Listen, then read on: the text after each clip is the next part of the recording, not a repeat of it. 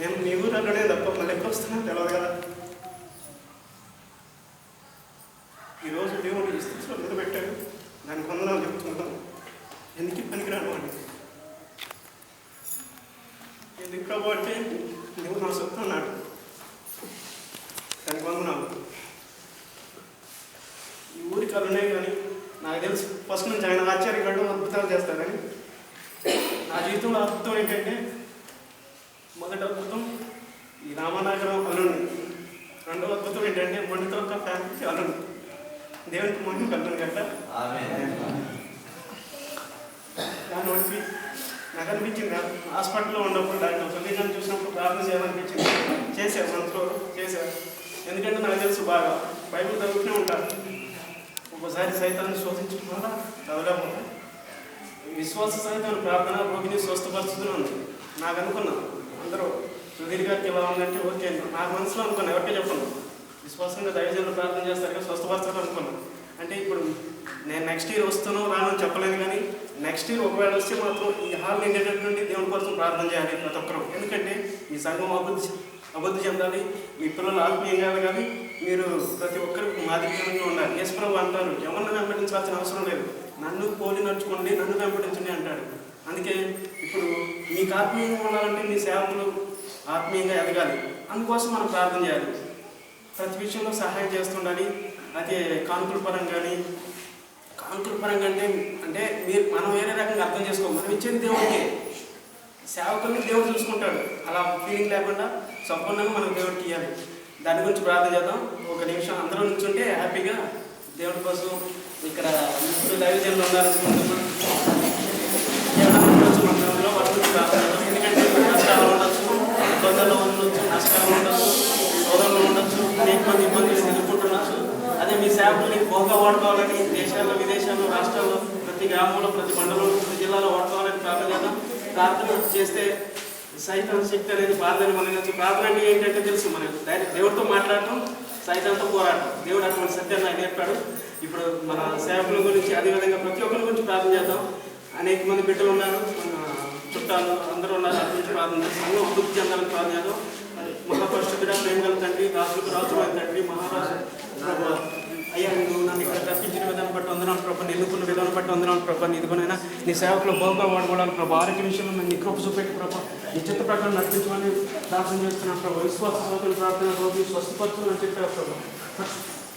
పరిశుద్ధాత్మ కంటే ఆయన నీ సేవకులు ముగ్గురు ఉన్నారు ప్రభా. ఆయన కూర్చున్నాను, ప్రతి ఒక్కరిని బహుమతిస్తాను, నీ సేవలో వాడుకోవాలని అడుగుతున్నాను. వారి కుటుంబాలు ప్రభా దీవించండి, ఆస్వాదించండి, కనిపించండి, కృప చూపెట్టండి.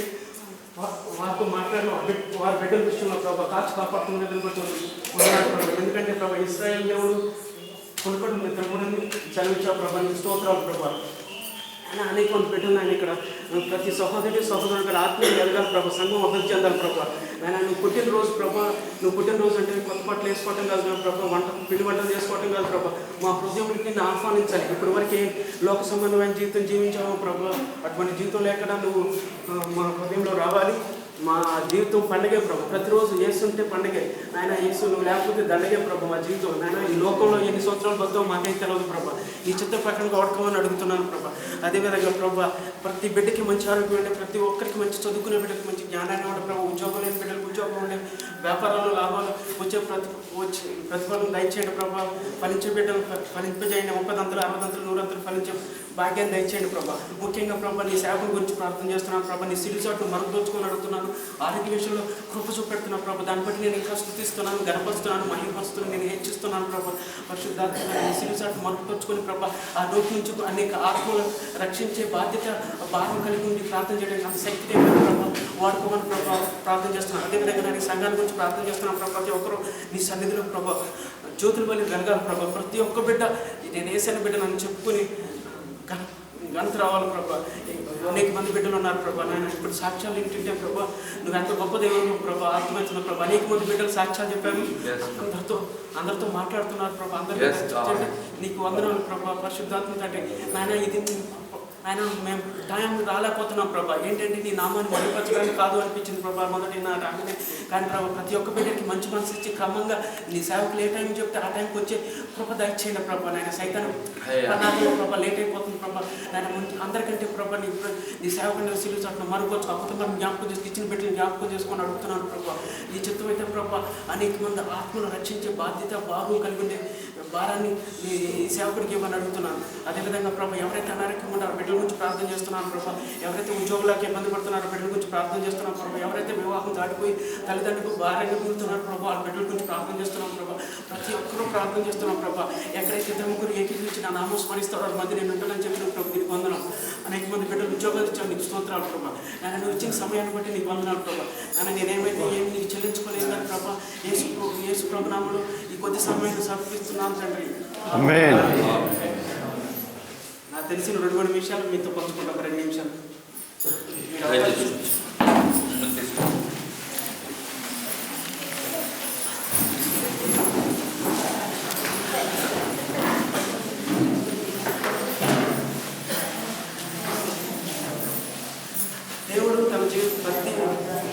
దేవుడు ప్రతి మనిషిని బహుగా ప్రేమించాడు.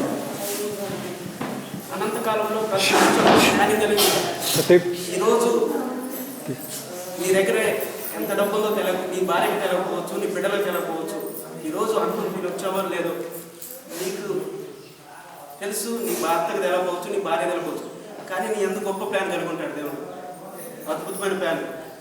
ఇంకో 2 విషయాలు పంచుకుంటాయి. ఎందుకంటే ఈ లోకంలో 4 రకాల ప్రజలు ఉంటారు, 4 గ్రూపులు ఉంటారు. ఎవరంటే తెలుసా, వాళ్ళు ఒక గ్రూప్ వాళ్ళు ఎవరంటే పేరు సంపాదించుకోవాలి అని ఆశపడుతుంటారు.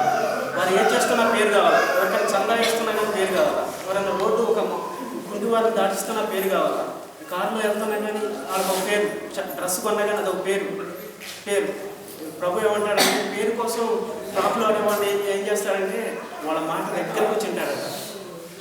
వాళ్ళ మాట దగ్గరకు వచ్చి వాళ్ళ మాటను తారుమారు చేస్తారట. వాళ్ళ మాటనే కాదు, వాళ్ళ జీవితాన్ని తారుమారు చేస్తారు, వాళ్ళ ఉద్యోగాన్ని తారుమారు చేస్తారు. ఏ వ్యాపారం చేస్తున్నా దేవునికి విరుద్ధంగా ఏం చేసినా తారుమారు చేస్తారు. ఒకనొక పట్టణంలో ఒక మంచి వ్యక్తి ఉండేవాడట. ఆ వ్యక్తి ఆశపడ్డాడట, ఈ పట్టణంలో అందరికంటే నేను పేరు సంపాదించుకోవాలి అని మంచి బిల్డింగ్ నిర్మించుకోవాలని ఆశపడ్డాడట. ఆ బిల్డింగ్ నిర్మించుకోవడానికి 6 సంవత్సరాలు పట్టిందట. ఆ బిల్డింగ్ నిర్మించే క్రమంలో అడవికి వెళ్ళాడట. ప్లైవుడ్ బిల్డింగ్లో పెడతారు కదా, తెచ్చాడట, పెట్టారట. అటు 6 సంవత్సరాలు అయిపోయిందట. ఆ బిల్డింగ్ కంప్లీట్ అయిపోయిందట. దానితో గృహప్రవేశం ఉండేది కదా, గృహప్రవేశం ఒక రోజు నిర్ణయించుకున్నారట. అందరి చుట్టాల పక్కలకి బంధువులకి అందరికీ చెప్పాడట, పలానా రోజు నేను ఇంట్లో పోతాను, మీరు అందరు రావాలి అని. సరే అందరూ వచ్చారట. ఆ ఇంట్లోకి బిల్డింగ్ అయితే డోర్స్ ఓపెన్ చేసి ఉండేదట. ఇంట్లోకి ఎప్పుడైతే వెళ్దామని కుడికాలు పెట్టాడో సౌండ్ వచ్చిందట. ఏంటి నేను కొత్తగా ఇల్లు కట్టుకుంటే ఏంటి ఇటువంటి చనిపోతూ వచ్చిందని చుట్టాల పక్కన అందరికీ చెప్తే ఒక వ్యక్తి అన్నాడట, ఒక 12 సంవత్సరాలకు బాధ్యత తీసుకొచ్చి రావడం చేయాలట. పాప ఓనర్ అయినా మంచి మనసు కలబడి కాబట్టి అటువంటి పని చేయకుండా ఇంకొక అర్థం చెప్పాడట, అయ్యా అక్కడ ఒక దేవుని సేవకుడు ఉన్నాడు, అయ్యా ఆయన దేవుని సేవకుడు తీసుకున్నాడయ్యా, దేవుడు అద్భుతాలు చేస్తాడు అంటే అదే పని ఆ మాట నమ్మి తీసుకొచ్చాడట. ఆ దేవుని సేవకుడు వచ్చాట, ఇంటి చుట్టూరు తిరుగుకుండా ప్రార్థన చేస్తున్నాడట. ఇంటి చుట్టూరు తిరుగుకుండా ప్రార్థన చేస్తుంటే ఆ సపోర్ట్గా ఒక చిన్న సేవకుని కూడా తెచ్చుకున్నాడట. ఆ చిన్న సేవకుతో చెప్పాడట, ఆ చిన్న సేవకుడు అంట లోన తిరుగుతున్నాడట, అయ్యా నువ్వు లోనుండయ్యా, నేను బయట తిరుగుకుండా ప్రార్థన చేస్తుంటాను అంటే ఆయన ప్రార్థన చేస్తున్నాడట బయట నుండి. అయ్యా చిన్న సేవకుడితో పెద్ద సేవకుడు చెప్తున్నాడట, అయ్యా ఎందుకంటే నేను అడుగేసుకుంటూ ప్రార్థన చేస్తా, నువ్వు కూడా అటు అడుగేసుకుంటూ చుట్టూరు తిరుగు, ఎక్కడైతే ఆ పోత ఆగిపోతుందో అప్పుడు నాకు చెప్పు అని చెప్పాడట. అదే పెద్ద సేవకుడు అన్నాడంటే ఇటు చుట్టూ తిరుగుకుంటూ ప్రార్థన చేస్తాడు, ప్రభా నువ్వు చూపెట్టిన మాటలను బట్టి నీకు వందనాలు ప్రభా, నన్ను ఇక్కడ పంపించిన విధానాన్ని పట్టణాలు ఎంతో కష్టపడి ప్రయాసపడి ఈ భారంతో ఇల్లు కట్టుకున్నాడు ప్రభు, ఇదేంటని ప్రార్థన చేస్తున్నాడట. ఇదని తిరుగుకుంటూ చేస్తుంటే నాకు షాట్కి వచ్చిన తర్వాత సౌండ్ ఆగిపోయిందట. అయ్యగారు సౌండ్ ఆగిపోయిందని చిన్న సేవకుడు చెప్పాడట. ఎలా ఆగిపోయిందంటే వచ్చి అడిగాడట, ఎప్పుడైతే నేను ఇక్కడ కాలు పెట్టానో అప్పుడు ఆగిపోయిందన్నట.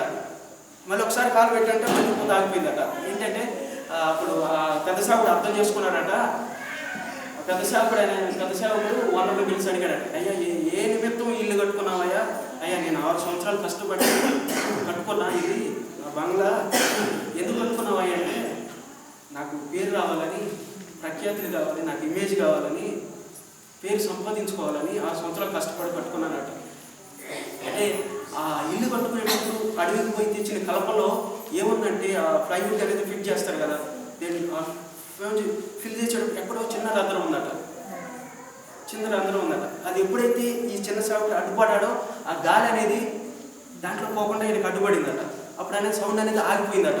ఎప్పుడైతే సౌండ్ ఆగిపోయిందో సేవకుడు వచ్చానాడట, అయ్యా 8 సంవత్సరాలు కష్టపడి కట్టుకున్నావు, ఏం ప్రయోజనం అంటే, అయ్యా నాకు పేరు ప్రఖ్యాతులే ముఖ్యమయ్యా అన్నాడట.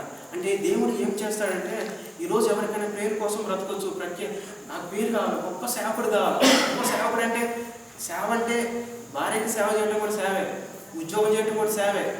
దేవుడు ఏం చూస్తాడంటే, నువ్వు ఎలా చేస్తున్నావు చూస్తాడు. నువ్వు 1,00,000 సంపాదిస్తున్నావు చూడవు, అది ఎలా సంపాదిస్తున్నావు, నిజాయితీ సంపాదిస్తున్నావా, నీతివంతంగా సంపాదిస్తున్నావా, అక్రమంగా సంపాదిస్తున్నావు. ఈరోజు ప్రతి ఒక్కరూ అన్యాయంగా అక్రమంగా డబ్బు ఆశ తత్ఫలితంగా ఏమవుతుంది తెలుసా? దేవుడు నాకు సత్యాన్ని చెప్పాడు, నువ్వు సంపాదించే ప్రతి పైసా కానీ నాకు రోజు దేవుడికి లెక్క అప్పచెప్పాల్సి వస్తుంది. తత్ఫలితంగా బిడ్డల జీవితం పాడైపోతుంది.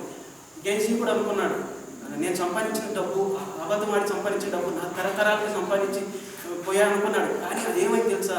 అది మొత్తం తన బిడ్డలకి తరతరానికి శాపంగా వీళ్ళు వదిలిపోయాడు. ఈరోజు మనం అటువంటి స్థితిలో ఉండడానికి వీలు ప్రభు, ఎందుకంటే మనం కొనుక్కున్నాడు కాబట్టి అటువంటి స్థితిలో ఉండడానికి వీలు అని ప్రభు బయట విజ్ఞాపన చేస్తున్నాం. అదేవిధంగా ఈ 6 సంవత్సరాలు కష్టపడి కొనుక్కున్నాడు కదా, ఇక తెలిసిందనమాట.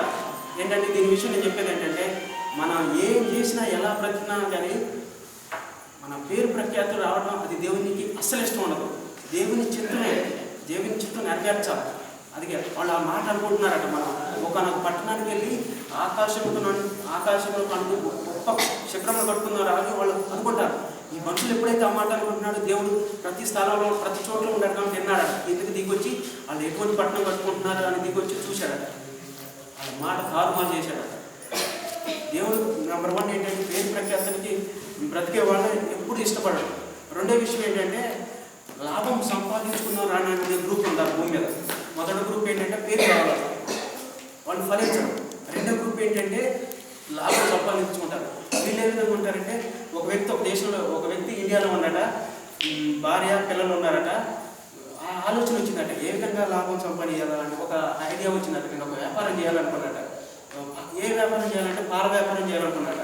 ఆ ఇండియా దేశాన్ని వదిలిపెట్టి వెళ్ళాడట, బర్మా దేశానికి వెళ్ళాడట. అక్కడ వ్యాపారం చేయొచ్చు, పాలతో వ్యాపారం చేయొచ్చు అని వెళ్ళాడట. అక్కడికి వెళ్ళేటప్పుడు అక్కడికి వెళ్ళిన తర్వాత ఒక చిన్న కోతి పరిచయం అయిందట. ఎందుకంటే ఆయన చేసే వ్యాపారం పాల వ్యాపారం కదా. ఈయన పాలు తెచ్చి పోతున్నాడట, 6 లీటర్ పాలు. ఈ కోతి కూడా ఆయనకు సహాయం చేస్తుండేదట, 6 లీటర్ నీళ్లు తెచ్చి పోసేదట. లీటర్ అయిపోయి ఆ విధంగా వ్యాపారం వచ్చి డెవలప్ అయిపోయింది. కొన్ని సంవత్సరాలు అయిపోయింది. ఇక ఉండి ఆ దేశం నుంచి ఈ దేశం రావాలంటే అది మనీ చేంజ్ చేసుకోవాలి, కరెన్సీ చేంజ్ చేసుకోవాలి. ఆ మనీ మొత్తం బంగారు బ్యాంక్స్లో చేంజ్ చేసుకొని ఇక భార్య బిడ్డల మీద ప్రేమ గుర్తుకొచ్చిందట. నా ఇండియా దేశానికి వెళ్ళాలా అని కోతితో అంటున్నాడు. కోతి, ఇన్ని సంవత్సరాలు మనం ఫ్రెండ్షిప్ చేసాము, ఇక చాలు, నేను మా దేశానికి వెళ్ళిపోతున్నా, నా భార్య బిడ్డలు చూసుకున్నా, ప్రేమ గుర్తుపోతుంది నా బిడ్డల మీద అన్నారు. కోతి పెక్కుమతి వేసిందట. కోతి పెక్కుమతి చేసేసరికి, అరే పెక్కుమతి వేసింది, 2 సంవత్సరాలు మన ఇద్దరం కలిసి ఉన్నాం కదా, నేను ఒక 6 లీటర్ పాలు పోతుండే, నువ్వు ఒక 1/2 లీటర్ నీళ్ళు పోసావు కదా అని, సరే నిన్ను కూడా తీసుకెళ్తా, లేకపోతే ఇద్దరం పైన అయ్యారట. వాడెక్కారు. ఆయన అలసిపోయాడు. ఆ వాడెక్కి ఆ బంగారు కాయలు తెచ్చుకున్నాడట, మూటలో పండుకున్నాడట. ఆ బంగారు కాయలను తల కింద పెట్టుకొని పండుకున్నాడట. పండుకున్న తర్వాత నిద్రపోతున్నాడు ఇతను. కోతి వాడికి ఒక పైన ఒక స్తంభం లాంటిది ఉంటుంది ఒక సైడ్ను. ఆ కోతి ఉండి చూసి పెట్టి ఆ సంచిని తీసుకెళ్ళిందట. సంచిని తీసుకెళ్ళి పైన పెట్టిందట. ఇవి నిద్రపోతున్నాడు, ఈ విషయం తెలియదు అనమాట. ఆ కోతి ఏం చేస్తున్నాడంటే, ఒక బంగారు కాయని తీసుకొని నీళ్ళలో టింగిని వేస్తుందట. ఇంకొక కాయ తీసుకొని మొక్క మీద వేస్తుందట టింగినని. ఆ వాళ్ళ అందరూ చూశారట. అరే లేపారట. అరే ఈ కోతి ఎట్లా చేస్తుందంటే బాధపడుతున్నాడట, దిగులు పడుతున్నాడట. ఏం చేయాలో అర్థం కాని పరిస్థితి అట. చూసి అందరు కేకలు వేస్తున్నారు. పైనుంచి బంగారు కాయిన్స్ పడుతున్నాయి అని అనుకున్నారట. ఆయన వ్యాపారం చేసిన ఆయన లేచి అన్నాడట, అయ్యా నేను చేసే మనిషి చేష్టల కన్నా కోతి శ్రేష్టలేమన్నా. ఎందుకంటే నేను వ్యాపారం చేసింది కూడా సగం పాలు సగం నీళ్ళు. ఆ కోతి మంచి పని చేస్తుంది. నేను పాలు పోసి ఎన్ని డబ్బులు అయితే సంపాదించానో అన్ని గోల్డ్ కాయిన్స్ మొక్క మీద వేసింది. నీళ్లు పోసి ఎన్ని డబ్బు సంపాదించానో అన్ని నీళ్ళ పాలు చేసింది. అదేమన్నాయా అన్నాడు. అంటే ఇప్పుడు అంటే దీని అర్థం ఏమిటంటే, మనం లాభం ప్రతి ఒక్కరికి రావాలని ఆశ ఉంటుంది, కానీ అక్రమంగా సంపాదించే సొమ్ము మన బిడ్డలకి అది ఎప్పటికైనా శాపంగా మిగులుతుంది. ఈ లోకంలో వదిలేటప్పుడు బిడ్డల్ని పవిత్రంగా చేయాలి తప్ప ఈ లోకం చట్టు కానీ ఒక బంగ్లా ఒక మంచి ప్రతి ఒక్కరు కోరుకుంటారు మంచి జీవితం కావాలని, కానీ దేవుని బిడ్డలకి అంకితం చేస్తే నీ తరతరం మాత్రం ఆశీర్వదించబడతాడు. ఎందుకు దేవుడు ఒక మాట అంటాడు, నువ్వు ఒక్కడ నీతిమంతుడి కూడా నీ పట్టణాన్ని మొత్తం ఆశీర్వదిస్తానంట. ఈరోజు ప్రపంచంలో ఇంత వెలుగు ఉండడానికి కారణం ఏంటంటే క్రైస్తవులు అనే ఒక దేవుని నమ్ముకున్న బిడ్డలో ప్రార్థన చేయడం వల్ల లోకం అంతా అంత వెలుగుగా ఉందండి. అదే మూడో గ్రూప్ ఏంటంటే నేను ఒక నిమిషంలో మిగిస్తాను. మూడో గ్రూప్ ఏంటంటే మొదటి గ్రూప్ ఏంటంటే పేరు సంపాదించే వాళ్ళు, రెండో గ్రూప్ లాభం సంపాదించుకునే వాళ్ళు, మూడో గ్రూప్ ఏంటంటే లోకం మొత్తం సంపాదిస్తారు. నువ్వు చేసే వ్యాపారాలు అబద్ధపడతావు, అక్రమంగా సంపాదిస్తావు, అన్యాయంగా సంపాదిస్తావు, లోకం సంపాదిస్తావు, చివరికి వాళ్ళు ప్రాణాన్ని పోగొట్టుకుంటారు. ఒక గొప్ప చక్రవర్తి అలెగ్జాండర్ ఉన్నారనమాట. ప్రపంచ దేశాలన్నింటినీ జయిస్తాడు. ఆయన దగ్గరికి ఎవరైనా రావాలంటే అంత తొందరగా వీలు పడేది కాదు, ఆయనకు అంత సెక్యూరిటీ ఉండేది అనమాట. ఆ వ్యక్తి ఈ దేశాలను నాశనం చేస్తుంటే, యుద్ధం చేసి నాశనం చేస్తుంటే దేవుడు చూసి ఏ మానవుడైనా కానీ పాపం చేస్తుంటే చూసి దేవుడు తట్టుకోలేక కన్నెర చేస్తాడు. నీ పాపం పడిన రోజు కన్నెర చేసినప్పుడు దేవుడు చూసినప్పుడు నీ భర్తం పడతాడు. ఆ రోజు మనం నరకంలో పోయే రోజు తప్పకుండా వస్తుంది అనమాట. అలెగ్జాండర్ ఏం చేశాడంటే అన్ని దేశాలు జయించాడు. ఆయన దగ్గర రావడానికి వీలేదు, ఫుల్ సెక్యూరిటీ ఉంది. సెక్యూరిటీ ఉన్నప్పుడు ఇక ఎవరు రావడానికి వీలేదు కదా, ఇక అనుకున్నాడట. దేవుడు చూసి తట్టుకోలేకపోయాడు. ఒక చిన్న దోమను పిలిచాడట. ఆ దోమ ఎందుకు దోమను పిలిచాడు దేవుడు తెలుసు. దాని ఉద్దేశం ఆయన దగ్గర పోవటానికి ఏ మంచి కూడా ఆయన రూమ్లో పోవటానికి వీలేదు. అంత గొప్ప చక్రవర్తి. ఆ రోజుల్లో దోమను పిలిచాడట, నువ్వు పోయి కుట్టు అన్నాడట. దోమ పోయిందట, అలెగ్జాండర్ పుట్టిందట, మలేరియా వచ్చిందట. ఆ రోజుల్లో హాస్పిటల్ లేవు, డాక్టర్స్ లేవు, వైద్యం లేదు, ఏది లేదట. అలెగ్జాండర్ చేసిన పాపానికి దేవుడు చూసి ఆ పాపాన్ని తట్టుకోలేక కన్నారా చేసి ఆ దేవుడు దానికి ఆజ్ఞాపించిన తర్వాత అది పోయి పుట్టిందట, మలేరియా వచ్చిందట. అలెగ్జాండర్ అన్నట. అప్పుడు రాజుగారు ఉంటారు, మంత్రి గారు ఉంటారుగా, అయ్యా మంత్రి నేను అటైనా అలెగ్జాండర్ తెలిసిందట, నేను అలాగే చనిపోతున్నా, నేను చనిపోయినప్పుడు నా చేతులు 2 బయట పెట్టండి అయ్యా, అది పెట్టి తయారు చేసినప్పుడు ఈ మంత్రి గారు అంటే ఎందుకు రాజా ఎందుకు అలా తయారు చేయాలంటే, అయ్యా నేను ఈ లోకం మొత్తాన్ని సంపాదించాను, ఈ లోకం మొత్తాన్ని జయించాను, కానీ నేను వెళ్ళేటప్పుడు ఉట్టి చేతితోనే పోతున్నా, అందుకే దానికి సింబలు అని చెప్పాడట. మీరేంటి లోకం మొత్తం సంపాదిస్తారు. ఇద్దరు ఫ్రెండ్స్ ఉండేవారట. ఒకటి పట్టణంలో జీవిస్తారట, ఇంకొక పల్లెటూరులో ఉంటాడట. పట్టణంలో ఉండేవాడిని వ్యాపారం చేసి బిల్డింగ్ ఒకరోజు ఇద్దరు కలుసుకున్నారట. పల్లెటూరు అతను సిటీ వెళ్ళాడట, ఇద్దరు కలుసుకున్నారట. పల్లెటూరు అతను చూసి అరే ఇదిగోరా ఈ సైడ్ ఎంత సంపాదించారట, ఈ సైడ్ బిల్డింగ్స్ ఉన్నాయి, థియేటర్స్ ఇవన్నీ మన ఇవ్వాలట, ఈ సైడ్ ఇదిగోరా ఈ ఫంక్షన్ హాల్లో ఉన్నాయి ఇదంతా మందే అన్నాడు. ఈ సైడ్ చూసి అదిగోరా స్థలాలు ఈ రియల్ ఎస్టేట్ వ్యాపారం మొత్తం మందే అన్నట. ఈ సైడ్ చూచాడన్నట్టు ఇదిగోరా ఈ రూమ్లో మొత్తం ఇంత డబ్బు సంపాదించాడట. ఈ పల్లెటూరు నుంచి పట్టణం వచ్చిన స్నేహితులు అన్నట్టు ఓకేరా ఇటు ఎంత సంపాదించావు బాగుంది, ఇటు ఎంత సంపాదించావు బాగుంది, ఇటు ఎంత సంపాదించి ఇంకా బాగుందిరా, ఇటు ఎంత బంగ్లాలు ఉన్నాయి, థియేటర్లు ఉన్నాయి, చాలా బాగుంది అన్నాడు. కానీ ఈ కాలం వెళ్ళకొచ్చిన రోజు ఈ సైడ్ ఏమైనా సంపాదించేవాళ్ళట, ఈ సైడ్ ఏమైనా సంపాదించిన స్థలం కూడా లేదన్నాడు. అప్పుడు చాలా బాధపడి అప్పుడు దేవుడు నమ్ముతాడు. అంటే వీళ్ళు లోకం మొత్తం సంపాదిస్తారు, చివరికి ఏం పోగొట్టుకుంటారు, ప్రాణాన్ని పోగొట్టుకుంటారు, దానివల్ల యూజ్ లేదు. 4వ గ్రూప్ వాళ్ళు ఎవరంటే పౌరు భక్తుడిగా చెప్పుకోవచ్చు. చావుటైతే మేలు ప్రభువా, బ్రతుకుటైతే క్రీస్తు అని చెప్పుకుంటాడు. అది ధన్యకరమైన జీవితం. ఎందుకంటే పౌరులా బ్రతకాలంటే ప్రతి ఒక్కరు మనం దేవుని తప్పనిసరిగా ప్రార్థనలో ఎదగాలి, ఆజ్ఞలు పాటించాలి. పౌరులా ఒక తీర్మానం తీసుకుంటే ఎంత గొప్ప ధన్యకరమైన జీవించిన వాళ్ళు. మనం సంపాదించే ప్రతి పైసా కూడా మన బిడ్డలకి చెందాలి అంటే పవిత్రంగా ఉండాలి. ఈరోజు నువ్వు చేసే ప్రార్థన నీ బిడ్డలకు కాపుదలు ఉంటుంది. ఒక చిన్న పాస్టర్ గారు ఒక నిమిషం ఒక చిన్న ఈరోజు తల్లిదండ్రులు చేసే ప్రార్థన బిడ్డలకు కాపుతారు. ఎందుకంటే ఒకసారి యుద్ధం జరుగుతుందట, డాక్టర్స్ ఉంటారు, అప్పుడు యుద్ధం జరిగేటప్పుడు నర్సెస్ ఉంటారు, ఒక బాయ్ కూడా ఉంటాడు. ఎందుకు ఆ యుద్ధం జరిగేటప్పుడు తోటాలు పేలినప్పుడు అక్కడ మనుషులు తీసుకొచ్చే ఒక బాయ్ని పెట్టుకున్నారట. వీళ్ళు డాక్టర్లు ఇక్కడ చూస్తున్నారట, పోతున్నాయట, పేల్చుతున్నాయట, శవాలు పడిపోతున్నాయట. ఈ డ్యూటీ చేసిన తెలుసా, అక్కడ యుద్ధం జరుగుతున్నప్పుడు కింద ఎవరైతే పడిపోతున్నారని తీసుకొని రాకుండా డాక్టర్లు అంటున్నారు యుద్ధం జరుగుతుంది, కింద పడిపోతున్నారు, వాళ్ళు చచ్చిపోతున్నారు, అరే కూర తీసుకురారా అందరు పడుతున్నారంటే ఈ కుర్రోడు పోవట్లేదు. ఎందుకు పోవట్లేదంటే అర్థం కదా, సిస్టర్స్ చెప్తున్నారట, ఈ డ్యూటీ అదే కదా, వాళ్ళు తీసుకురా పడిపోతున్నారు చచ్చిపోతున్నారంటే పోవట్లేదు. డాక్టర్స్ చెప్పినా పోవట్లేదు. 11 అయిందట, ఆ మాట అందరూ చెప్తున్నారు పోవట్లేదు. 11:30 అయిందట, 11:50 అయిందట, 12 గంటలు అయిందట. కరెక్ట్గా ఎప్పుడైతే 12 గంటలు అయిందో పరుగున వెళ్ళి ఆ శవాలన్నీ తీసుకొచ్చి డాక్టర్ దగ్గర పెడుతున్నారు.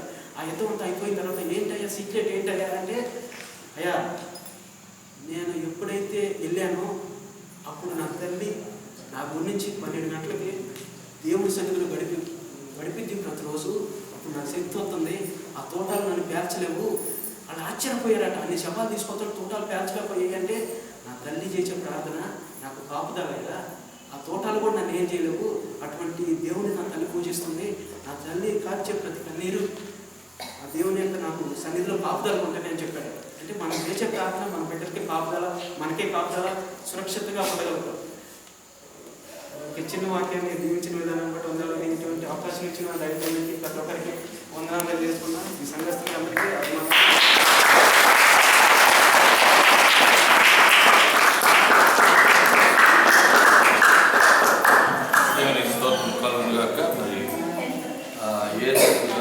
చక్కటి మాటలు చెప్పారు. మరి ప్రతి ఒక్కరూ ఆలోచించవలసిన విషయం, పదే పదే లోకం కోసం ప్రయాసపడి ఏదో చేస్తే మిగలదు, తర్వాత వచ్చి చేతితో పోవాలనే విషయాన్నే చెప్పడం జరిగింది. కనుక మనకు తాపత్రయం వద్దండి. దేవుడు మనకు ఇచ్చిన దానితో తృప్తిపడి ఉందాం. ఆయన మనకు అన్యాయం చేయడు. మనం గృహాలు మహిమతో మందిరాలు పెట్టి మనకు ఒక్కొక్కరికి ఇచ్చే గృహాలు పడకుండా కడుతున్నారు. ఆయన పెట్టిన భూమి మీద ఉన్నంతకాలం ఆహారం వస్తువులు తప్పనిసరి ఇస్తారు. రోగాలు వస్తే బాగు చేస్తారు. అనారోగ్యంలో విడిపించి మరి చివరికి చనిపోయిన తర్వాత పరలోక రాజ్యంలో చేర్చుకొని బిడ్డలుగా ఆయనే వారితో యుగ యుగాలు గడుపుతారు. కాబట్టి ఈ చక్కటి మాటలు చెప్పినటువంటి సహోదరుని బట్టి మరి దేవుడు మాటలు చెప్పినటువంటి